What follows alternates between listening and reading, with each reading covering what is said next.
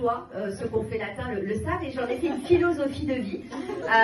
Quand j'ai appris que mon mari m'avait trompée, j'ai pris son mail, son numéro de téléphone, je l'ai inscrit sur un site, ma prime rénove. Le gars, il avait chaud au cul, maintenant il a des appels tous les jours pour des pompes à chaleur. C'est un coup de fille de joie. Alors, il dit que je suis folle. C'est une insulte qu'on dit souvent aux femmes. Il n'empêche que quand le PSG a gagné la Ligue des Champions, il y a eu 2 morts et des centaines de blessés. Alors, qui est en tempête émotionnelle? Nous, les femmes, on a une belle victoire, là, le 29 octobre.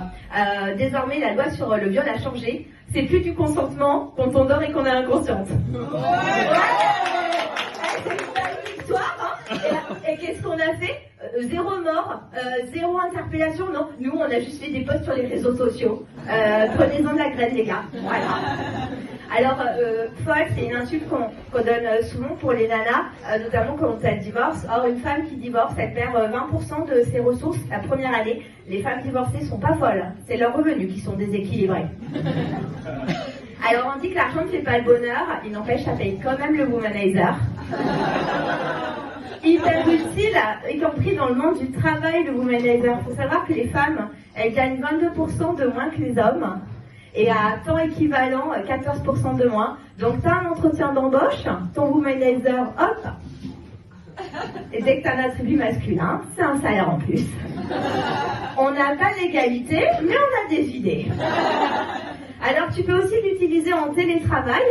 Tu le plies sur ta souris, tu le scotches et puis tu le mets en mode vibreur. Et voilà comment on peut faire des doubles tâches. On n'a pas l'égalité, mais on a des idées. Moi, j'ai fait une thèse qui fait peur aux mecs. J'ai une copine, elle a fait une thèse sur le moustique. Alors, ça met tout le monde d'accord. Par applaudissement, qui déteste les moustiques. Voilà, ça met tout le monde d'accord. Le moustique, c'est le premier prédateur de l'homme. C'est lui qui régule la population. Est-ce que vous savez qui est le premier prédateur de la femme? Vous êtes nombreux à avoir lu ma thèse, ça fait plaisir. Et ouais, c'est l'homme. Alors, un conseil, mesdames. Moi, dans une enquête, j'ai découvert que 80% des femmes se sentent en insécurité quand elles sortent seules le soir. Alors, laissez tomber les imprimés léopards et optez pour les imprimés qui rappelleront le premier prédateur de l'homme, à savoir le moustique. On n'a pas l'égalité, mais on a des idées. Absolument. Alors, moi, justement, parlons d'idées. Maintenant, pour choisir les mecs, j'applique les mêmes critères que pour les biens immobiliers. Je regarde s'il y a de la lumière à tous les étages. Je trouve que c'est un choix éclairé. Merci. Je regarde aussi s'il y a de beaux volumes, même si, on le sait, mesdames, c'est pas la taille qui compte, c'est l'odeur. Ah bah, la dernière visite, il y avait des traces d'humidité, je me suis dit, laisse tomber, il doit y avoir des fuites. Avant 1975, n'y allez pas, trop de travaux. Après, c'est pas à l'abri qu'il y ait des vices cachés, hein, parce que, regarde, demande aux ex de Jean Imbert, le mec super pâtissier, spécialiste sur tous les tartes, hein.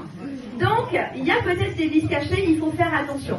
Après, j'ai une confession à vous faire, hein. Moi, j'ai fait une thèse sur les violences conjugales et l'agence qui m'a vendu ma maison, c'est Stéphane Plaza Immobilier. J'ai honte. Franchement, pour une féministe, c'est comme mettre de la musique de Bertrand Cantat à ton mariage, quoi. Après, il y a pire, hein. L'abbé Pierre, il n'avait pas compris le concept d'être touché par tous les saints.